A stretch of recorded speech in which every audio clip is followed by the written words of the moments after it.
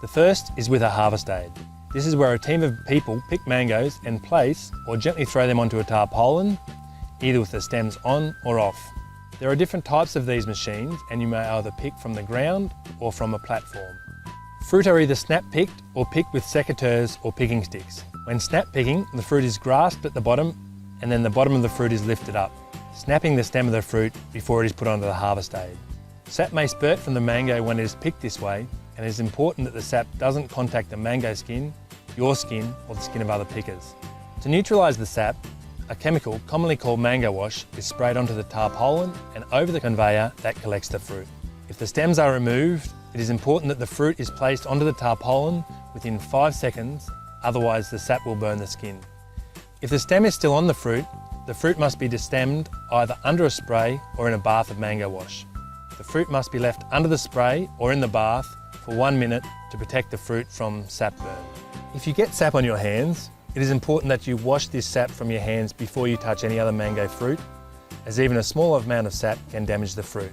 A picking stick is used to pick mangoes you can't reach from the ground. It has a set of cutting blades to cut the stem and a set of jaws to hold the stem when it is cut. The jaws of the picking stick must be facing down so the fruit isn't dropped after it is picked. Once on the harvest aid, the fruit flows from the spray or bath along a conveyor and drops into a bulk bin for transport to the packing shed. It is good practice for the fruit to fall onto a foam pad when it falls into the bulk bin, and this pad must be repositioned as the fruit fills the bin. The second way mangoes are picked is with a hydraulic ladder called a cherry picker. A cherry picker is operated by a single person and moves up and down and inside and around the tree. The fruit is snapped from the tree and placed into a picking bag.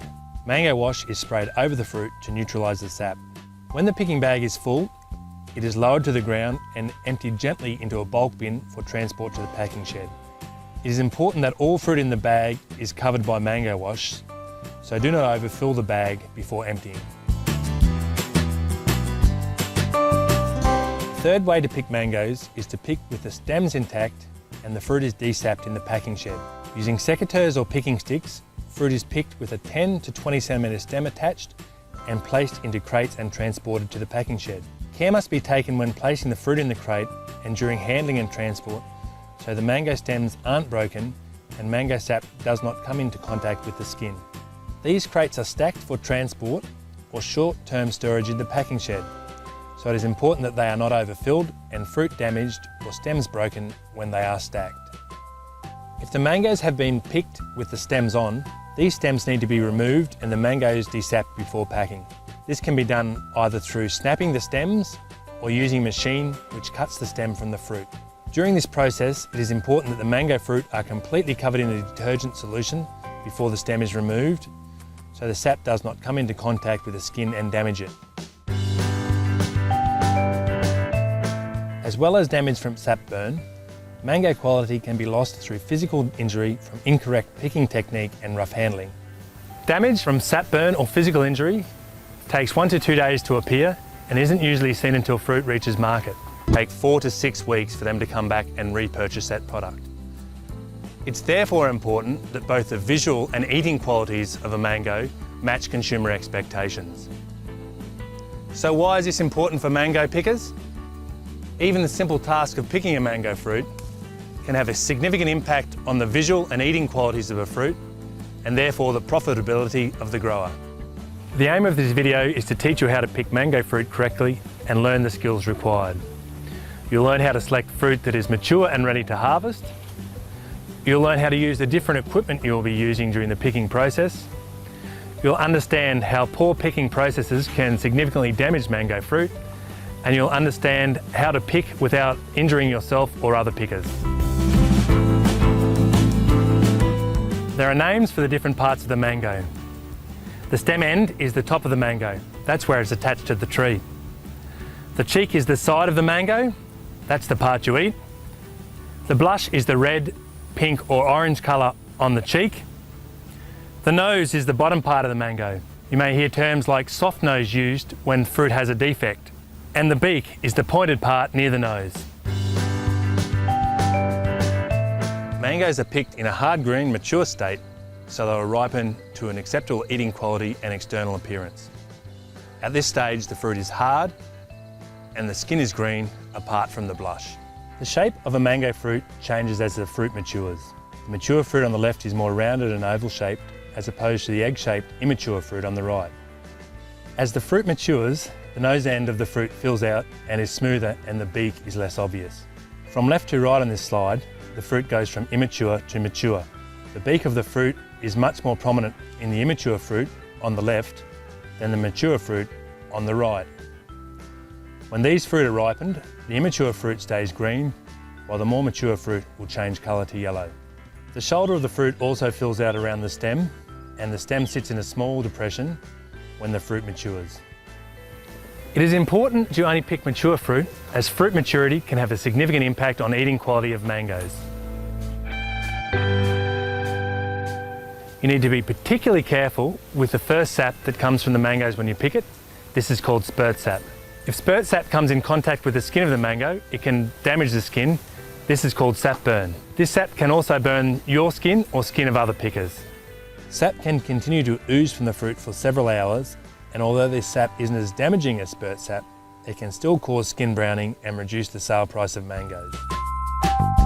The types of physical injury include abrasion, cuts and scratches, stem punctures, crease marks, wounds and internal bruising. Abrasion shows as brown marks on the skin, often with scratches through the mark. It is caused by the skin of the fruit rubbing against dirty, dusty equipment or crates and bulk bins, or sticks and leaves in the crates and bins. Cuts and scratches occur when the sharp edge of a picking stick or secateurs knock the fruit, or when the fruit scrapes against a twig or a branch as it is pulled from the tree. Stem punctures occur when the stem is not completely removed and the short stem punctures another fruit as it is placed onto the harvest aid, as it rolls into the bulk bin, or through pressure from other fruit in the bulk bin. Crease marks occur when the fruit impacts heavily against the edge of equipment, crates or bins, or when the blunt parts of a picking stick knock the fruit. Wounds occur when the fruit contacts a sharp edge and the skin of the fruit is pierced. Monitoring of picking crews has shown the effect poor picking practices and rough handling has on physical damage on fruit.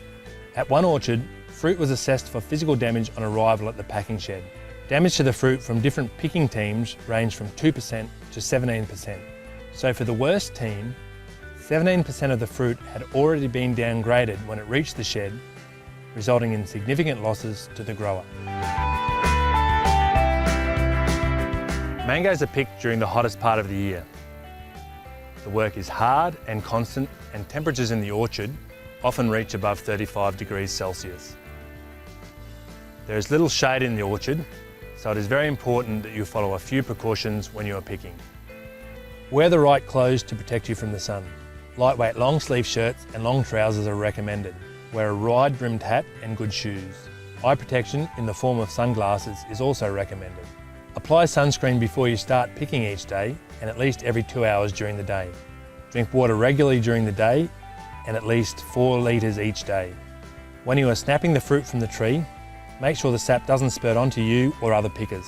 Some people are highly sensitive to mango sap and can develop a severe rash from contact with the sap.